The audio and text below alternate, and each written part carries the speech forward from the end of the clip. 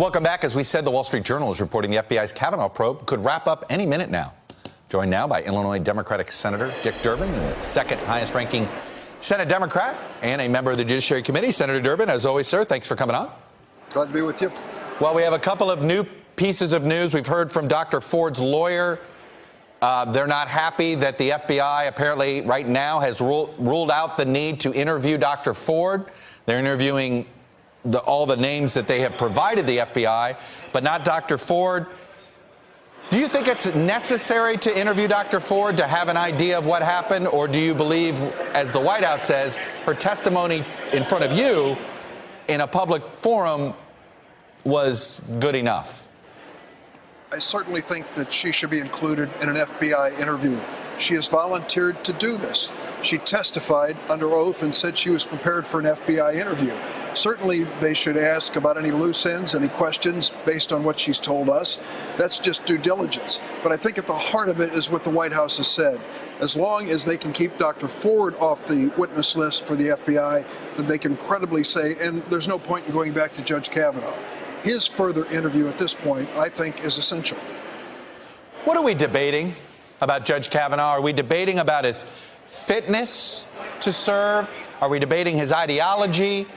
You were already opposed to him before the character questions arose. So what are we debating? Well, I can tell you it's a question now of credibility, temperament, demeanor, and whether or not this man should be given a lifetime appointment to the highest court in the land. There are many people who could serve in that capacity. He's not the only one. If serious questions are raised about his credibility, whether he's told the truth to the American people, he shouldn't be serving on this court. What could make you feel more comfortable seeing him confirmed, even if you're a no vote? I'd like to know that the FBI would report back to us, no strings attached. We made the decision. We had the allegations from Dr. Ford, from Ramirez, from Swetnick. We followed them as we would any type of an investigation. Our hands weren't tied, and we came up with the following information. Read it for yourself, members of the Senate, and you can reach your conclusion. With that kind of a background, I would think it had more credibility. But if this is some hurry up and get it done, limit the number of witnesses, we don't have time to spend another day on it, we have to vote before Friday or Saturday, then a lot of us are going to be disappointed. What is your sense of how many Senate Democrats are still actually undecided on Judge Kavanaugh? I would say there are probably two that have not announced what they're going to do. Maybe it's only one at this point, but it comes down to this. If the three Republicans who are the center of attention, as they should be at this point, undecided, should decide to move in a direction of voting against Judge Kavanaugh, I think the Democrats will be united as well against him. Should this FBI report be made public? It seems like there's actually some disagreement among even Senate Democrats on the Judiciary Committee about whether the report should be public or whether having you guys get a look at it is enough. Well, historically, it's been kept confidential. I understand that. I've read quite a few of them over the years involving judicial nominees in particular. The suggestion's been made by Senator Schumer that perhaps it can be redacted so the American people would get a better idea of what was found during the course of this investigation. I don't know if that's possible or even legal. I'm certainly for as much transparency as possible. What role should public opinion play in deciding Judge Kavanaugh's fate? Well, it's a factor, but it shouldn't be the deciding factor. The deciding factor ought to be the facts and the truth.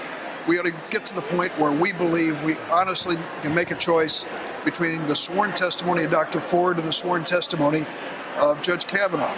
Clearly, at this point, they are in direct contradiction. What do you say to the reason I'm asking this is that it does depend on where you live on how you feel about the Judge Kavanaugh situation. You look at the constituents of Senators Heitkamp and Manchin, and you've got large majorities that are in favor of Judge Kavanaugh. Would you understand if those senators said, you know what, I'm here to represent my constituents at the end of the day? Listen, I would totally understand that, Chuck, but I want to tell you something. Having spoken to my colleagues, many of them have said they are going to vote their conscience on this. This is an historic choice. If it's not popular at home and they have to pay a price for it, they're prepared to do it. I think that's part of the oath of office we take, to stand up and do what we think is right, even if it's politically unpopular. It's my understanding Senator Schumer brought up the idea that if Democrats win back the Senate, you'd talk about restoring the filibuster. You have expressed support when I've asked you about it, as you'd potentially be supportive of bringing it back. Is there enough support in the Democratic side of the aisle to bring it back? I've gotten a sense that there might not be. Well, there are mixed feelings because of what we went through with Merrick Garland. When a vacancy on the Supreme Court, Anton Scalia's vacancy, was kept open for 10 months plus, so they could literally, Senator McConnell could literally engineer Neil Gorsuch into that vacancy, giving them a numeric advantage on the Supreme Court. So I'd like to see us get back to 60. It may be a decision and procedure that has to be delayed a few years so that no side thinks they're gaming it to the disadvantage of the other side. But I think we ought to get back to 60 so we're going to get more bipartisan candidates. Do you understand why your colleagues on the other side of the aisle believe everything that all the different ways that Democrats have complained about Judge Kavanaugh have been essentially an attempt to delay in order to get to the election, that they don't think that you're operating on a fair playing field, that you're not really caring about character, you just want to delay? Chuck, do you understand why they think that? No, and I'll tell you why. Because they don't really believe it. They know as well as you and I know. We don't have the votes. We're in the minority. The only thing that brought this hearing together last Thursday was the demand of Jeff Flake, a Republican, supported by the Democrats, of course. But his demand led to that hearing. The only thing that led to the FBI investigation was the demand of Jeff Flake, together with Senators Murkowski and Collins, for an FBI investigation. We don't have the votes to make it happen. We have not delayed this. It has been a common effort by some Republicans and Democrats to get to the bottom of a critically important issue about this nomination. The Judge Kavanaugh news is sort of like this eclipse that blocks out the sun, and no other news can break through. But there was an Inspector General report at the Department of Homeland Security that talked about that the Trump administration just wasn't ready for their decision to separate children from parents, how to execute this plan, struggling to get to reunite. They just didn't have the manpower. Let me ask you this. I know where you are politically on this issue. What can the United States Congress do to at least fix this situation? First, we take care of the 136 children separated from their parents under President Trump's zero tolerance policy, and you reunite them with their parents immediately. 136 of them. Some of them have been separated from their parents for 7 or 8 months. I can tell you, I went into an immigration court in Chicago and saw a 4-year-old boy who was before the court that day. I now know the full story. His mother calls him periodically. The poor kid will not talk to her. He no longer is eating. He's refusing to eat, and he's back in diapers at age 4. This is a devastating experience for this little boy, and it's our government policy that led to it. Take care of the kids first. All right, Senator Durbin, I'd love to go more into there. I got, unfortunately, a lot trying to get on my plate, but it's, again, Judge Kavanaugh's blotting out the sun these days, but that's a story I think a lot of us need to pay a lot more attention to.